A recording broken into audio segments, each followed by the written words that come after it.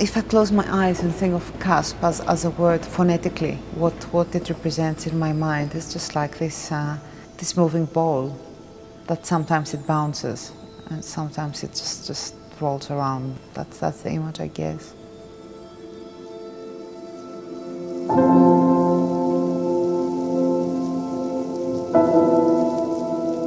I've been working as an artist for the last 15 years, building interactive installations, sculptures. And every time you design or you conceptualize, you build a new interface and you're looking to see how people respond. And you think, okay, this time I've worked it out. Someone will walk in and will change everything. And this is the dynamics of the human behavior and how wonderfully unpredictable we are. That drives that kind of work and research in making systems that they feel fulfilling.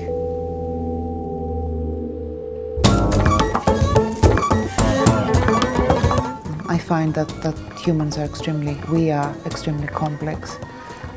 Is it some sort of an artificial memory that we can build on and learn based on how people respond? And then hopefully this kind of knowledge will help us build better systems.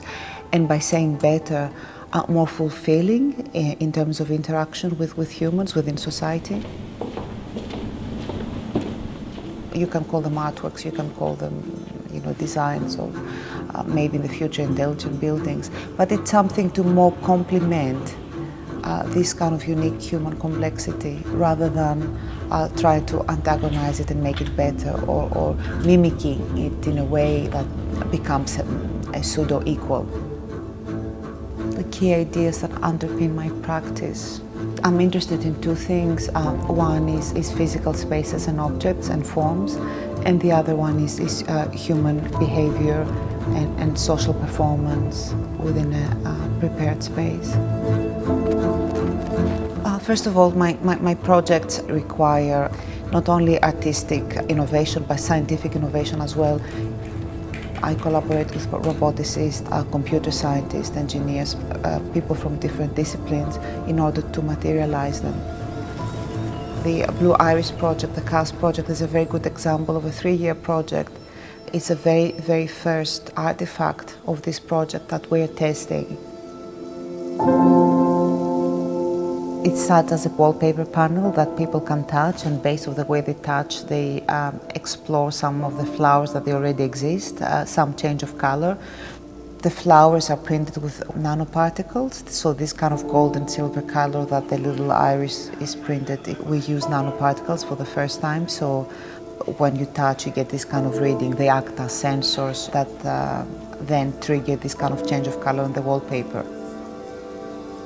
It's not a complete work, it's a small aspect that we develop and we want to test how people touch it, what's happening with the nanoparticles. It's more like an open studio, come and see what we're doing, with a promise that we intrigue some interest so people will revisit when this project is completed.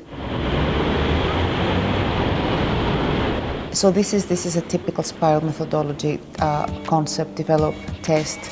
Testing informs the next developmental stage, and you need people to test it. The fact that we learn from people of how they approach these works and monitor and talk to them, it's priceless, and it's a very, very essential part in every exhibition until the end. There's going to be another element, and then by the end, hopefully, the room becomes as a mini ecosystem that gets influenced by different factors. Personally, how I'm designing, conceptualizing, building for the new decade, I would like to concentrate in projects that explore intimacy with humans, with people, continue experimenting with organic materials and technological aspects that they work hand in hand with these organic materials. And I would very much like to explore the sense of smell. I just feel that things are not as pigeonholed as they used to be. Sometimes the lines between design, experimental arts, and visual arts, they're very blurry. So the borders are not as strict as they used to be, and that's interesting.